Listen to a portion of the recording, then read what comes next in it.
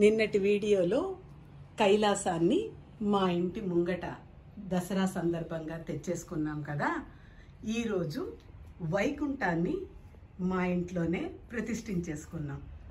వైకుంఠవాసుడైనటువంటి శ్రీ మహావిష్ణువు శంఖచక్రధారి అయి అభయ వరద హస్తాలతో చిన్ముద్రతో ఎంతో సంతోషంగా ఉన్నాడు. చూడండి, పక్కనే శ్రీ మహాలక్ష్మి చక్కగా అందంగా కమలాలతో అలంకారమై పీతాంబరధారి అయి ఉంది.